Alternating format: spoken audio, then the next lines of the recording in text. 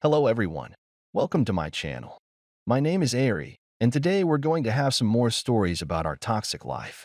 But before we start, it would be so much appreciated if you would subscribe to my channel, like the video, if you enjoy it, and maybe leave a comment down below.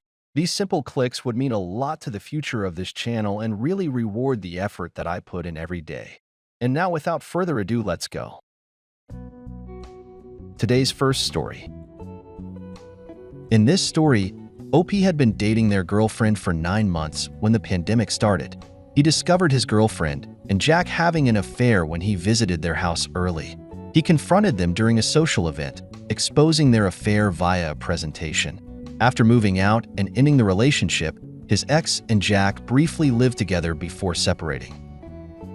Now let's get into the story. My girlfriend and I had been dating for about 9 months when the lockdown first started during the pandemic. She and I had been working in the same office building, and I would see her from time to time. I always thought she was attractive, but it didn't go anywhere for a while because I was in a relationship. When I broke things off with my ex, I decided to talk to my girlfriend. We hit it off right away, and we started dating each other. Things got pretty serious with us pretty quickly. We hadn't actually been planning on moving in together when the lease was up for her apartment. She had moved to our city for work and found a room available through some Facebook housing group.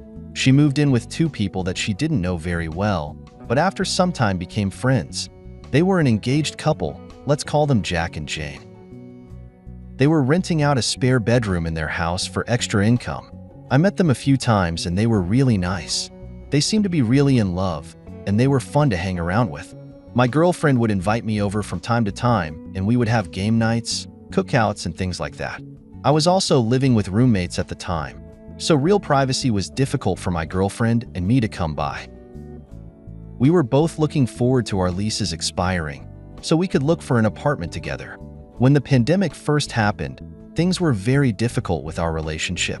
My girlfriend was asthmatic and I worked in healthcare at the time, so being together in person wasn't safe. She was very high risk and I dealt with a lot of exposure on a daily basis. Our relationship was mostly virtual for the first 6 months of the pandemic. I actually ended up taking vacation time to quarantine so I could see her on her birthday. When her lease renewal came up, we discussed a few ways we could be extra safe about exposure so we could live together. We figured it out and found a nice apartment together. Even though she was trying to minimize her exposure to the outside world, she would still visit her old house from time to time to hang out with Jack and Jane. During the 6 months where she was completely isolated with them, they had grown very close, even more than they were before the pandemic. She was visiting them more often, and it felt like our relationship was reverting back to how it was before she moved in with me. I wanted to spend time with her and show her that I loved her, so I was frustrated with her absence at home. I asked her about it one day when she came home from Jack and Jane's late. She told me that she missed living with them and that was why she was so happy. Was there? I was upset hearing that because I thought she would be happier about living with me. She assured me that she wasn't unhappy living with me. It was just that she had grown very close with her friends and missed them now that they were apart.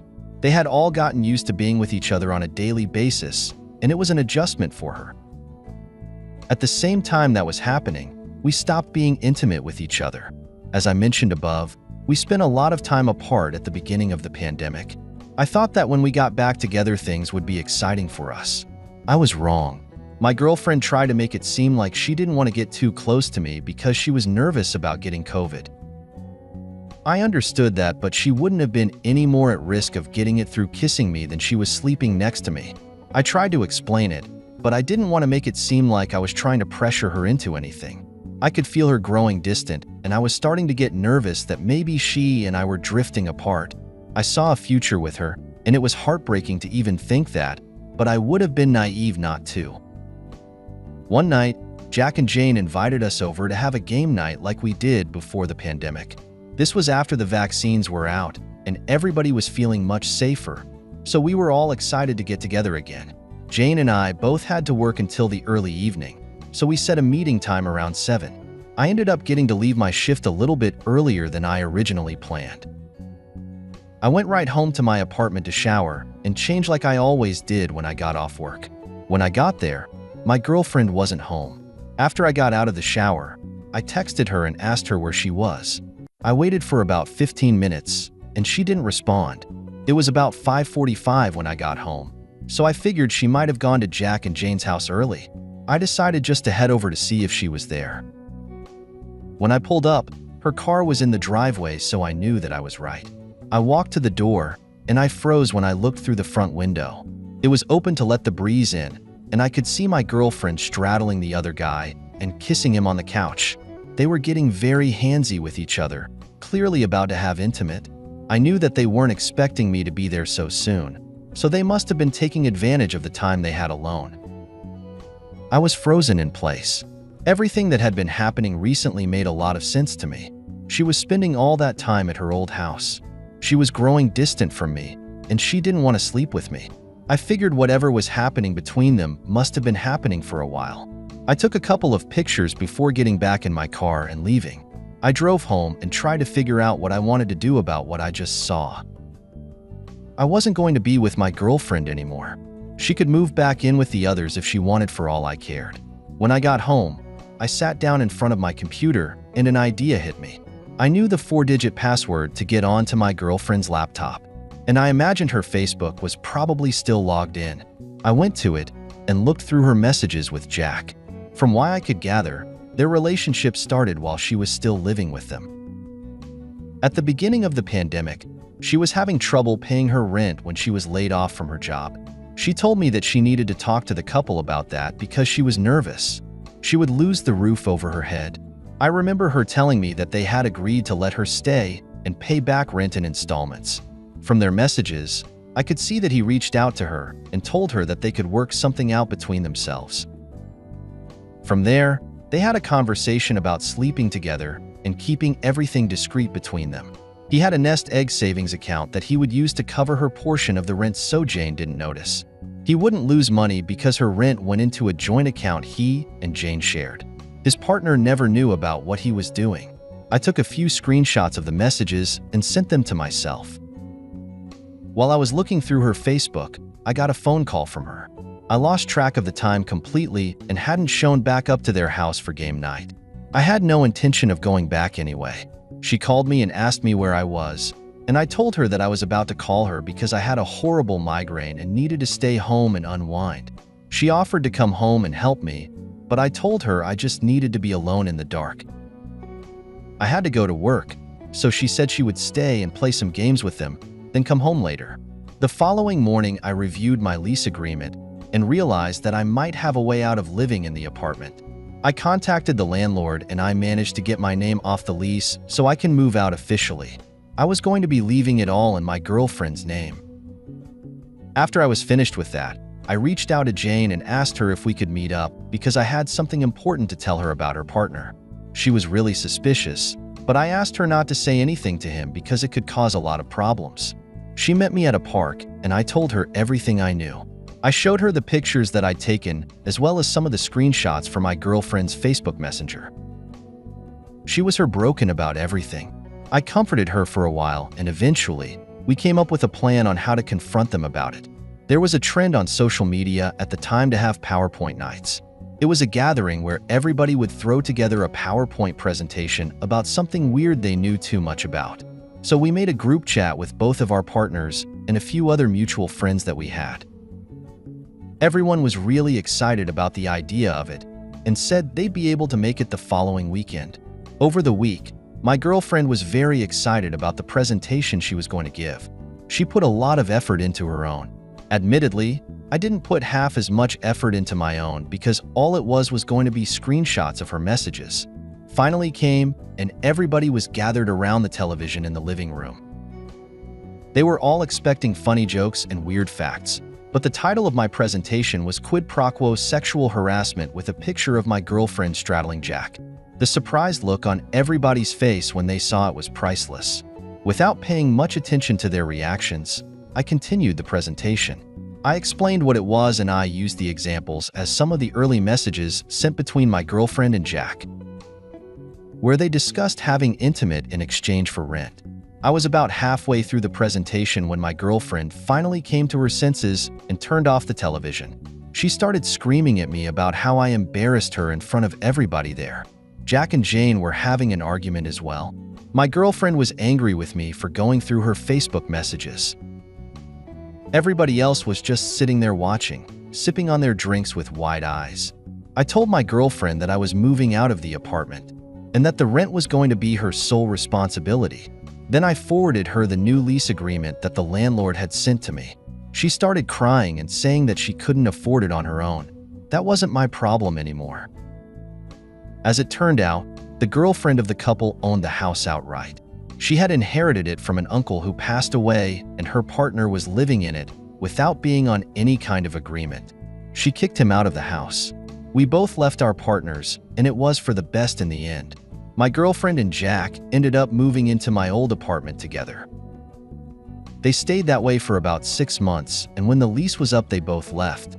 From some of our mutual friends, I learned that they had tried dating, but it didn't work out. While they were dating, he was constantly messaging Jane and begging her to take him back. He kept telling her about how much he loved her, and my ex-girlfriend wasn't too crazy about that. Today's second story. In this story, OP reflects on his 8-year marriage to his wife, whom he loved deeply from the start. After a tumultuous period of financial strain and career success, they had a son. Discovering his wife's affair during her pregnancy shattered his world. Confronting her and the man, he divorced her, gaining full custody of their son, while she struggled with joblessness. Now let's get into the story. I'm 32 male and my wife 29 female, and I have been together for 8 years, and they were some of the happiest of my life. Things are complicated now, but I knew that I loved her from the moment I met her. She was a sweet, smart girl, and she was pretty much everything I wanted. We got married after only dating each other for about 6 months. Everybody told us that it was way too soon, but neither of us cared to listen. We knew that we wanted to be together, so we went to the courthouse and signed the papers. I know it's not the most romantic of stories, but it's what we both wanted at the time. When we first got together, one of the biggest arguments we would have would be about money. Neither of us had really good jobs at the time and things were tight.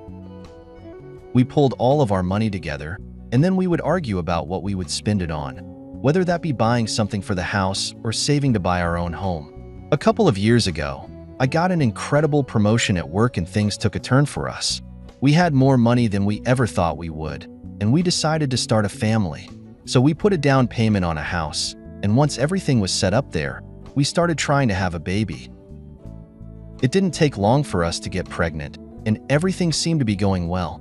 About 6 months into my wife's pregnancy, I was very overwhelmed with everything. I was going to be a father, and I would have a whole life depending on me for 18 years. It was a lot to take in, and honestly, I could have handled it better. I was scared, and I threw myself into work trying to avoid that feeling. I didn't take my wife's feelings into consideration at all. I just wanted to forget about my worries. Because of my emotional distance, I didn't notice anything was off during the rest of the pregnancy. The baby came, and both of us were completely obsessed with him. It changed our personalities and demeanor quite a bit. Unfortunately, when I was working a lot more during a pregnancy, I set a standard for myself that I had to upkeep. After the baby was born, I didn't get to spend a lot of time with them, which was hard to deal with. I took 3 weeks off right after the baby was born, but after that it was back to normal for me at work. I started to notice that there was something off in the relationship about 8 months after our son was born. It was around the holidays, and thankfully my job gave us an entire week off with Christmas and New Year's. I was really looking forward to the time off to spend with my family and celebrate my son's first Christmas. With the time at home, I noticed that my wife was very distant. I finally had the time to relax and be with her, but she didn't even seem to want me to touch her. On top of that, she was being very sneaky about her phone. I kind of thought that she was doing something Christmas related and didn't want me to see it because it was supposed to be a surprise. But after Christmas came and went and she was still doing it, I started to get a little worried.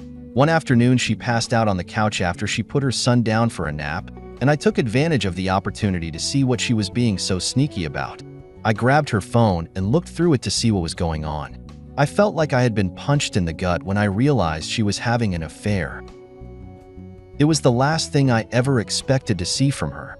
I knew there had been some growing tension between us due to my work schedule, but I would have never expected her to cheat. I found countless messages from some random man where they were sexting and exchanging nude photos. The man was very clearly fetishizing my wife's postpartum body. This is kind of gross, but he was very interested in her breasts, if you get me with that. I felt like my entire world was shattering around me. I just had a baby with this woman, and she was cheating on me. It was absolutely horrifying to learn. At first glance, I couldn't determine whether or not they had met up to be with each other or not. It didn't make the situation any better thinking that it was exclusively an online affair, but I needed to know if she had actually had intimate with that man. I scored through her phone, looking for any sign that they had been together in person. There were a few video and phone calls between them that left me wondering what they discussed. I did notice that shortly after one video call, the man texted her a 3-digit number. I could only assume that it was a room number. I gathered as much evidence from her phone as I could, including every bit of detail I could find about the man she was talking to. It was obvious from the messages that he knew about me. He had an affair with a woman that he knew was married and just had a baby. It was all very disgusting. I put the phone back where it was and pretended like everything was normal while I looked into the man. It didn't take too long for me to find him. I did an image search of him and I found a Reddit account where he posted a lot of lewd pictures of himself. On top of that, he was in a lot of pain. Of pervy subreddits about pregnancy and women who have just given birth. That's how I figured out how he met my wife. Her post was pretty harmless. It was in a supportive pregnancy community where she posted a picture comparing her belly before pregnancy and at different stages. Most of the comments were from other women and were very uplifting, telling her it was natural and beautiful, etc. But that's where I saw this man's comment. He mentioned that a pregnant belly was the most beautiful and attractive thing to a man. She thanked him, and I guess from there they started talking. In my search, I also learned that he had a family. He had been married for years, and his children were adults, but their finding out about his affair would destroy them still. I tried to figure out what to do about everything. Should I wake my wife up and confront her? Should I try to find the man's wife and tell everything to her? Should I ignore it and try to live a happy life, pretending like I didn't know any better? I decided that I was going to sleep on it and pretend like everything was normal until I had a good plan moving forward. My wife was still being sneaky with her phone over the next few days while I was being sneaky with mine as I looked for a divorce attorney. Every so often, I would take a look at her phone to see if there were any plans being made to meet the man again. As my luck would have it, a couple of days after I found out about their affair, I agreed to meet at a motel in town. My wife asked me if I could take care of our son while she wanted to help her sister out with something. I asked for more details, knowing that it was a lie. She just told me that her sister needed help cleaning out her garage. I ended up calling my mother and telling her what was going on and asking her to babysit while I went to confront my wife and the man in person. My mom came right over, and I made my way over to the motel they were staying in. I had the room number and everything. I got there and I banged on the door waiting for them to open up. It took a minute, but a man opened the door with the latch still on, so I couldn't get in. He was obviously wrapped up in sheets as if I had interrupted them while they were together. He asked me who I was, and I told him that my wife was in there. My wife looked over and immediately tried to excuse why she was there. The man let me in, and it took everything in my power not to tackle him to the ground and beat him up. I confronted both of them, telling them that they were disgusting and everything that they were doing was wrong. I told my wife that I would be divorcing her, and there was nothing she could do about it. I stormed out and drove right home. I told my mother what happened, and we grabbed my son and went right over to her house. I ended up finding the man's wife on Facebook and sending her a friend request. She accepted it not long after, and I sent her a message detailing everything I had discovered, attaching some of the pictures and screenshots that I had of their conversations. She didn't respond to the messages, but she did read them. My wife called me and left me dozens of text messages trying to explain what was going on. She tried to put the blame on me for being so absent during her pregnancy when she needed someone. She said that she felt like she was being neglected in the relationship, so she was forced to find someone outside of it. It was complete BS. She could have come to me and told me how she was feeling, and I would have made every effort to fix what I was doing. She used that distance in our relationship to have an affair, and that was all there was to it. I was looking through Facebook one day out of curiosity, and I saw that the woman I contacted about the messages posted a long message announcing her divorce. In the message, she mentioned how they were together for 25 years, and it was a very difficult decision, but she found out that her husband was carrying on several online affairs and had cheated in person countless times. I felt bad because I thought I was the one to break this news to her, but then again, it was best that she knew. I ended up getting divorced from my wife, and now I have full custody of our son because I'm the one with a full-time job. My wife is living with her sister and struggling to find a job for herself.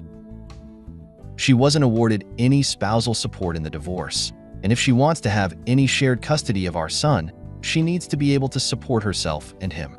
I don't know how long it's going to take her, but until I know my son is going to be well cared for, I'm not budging on my stance.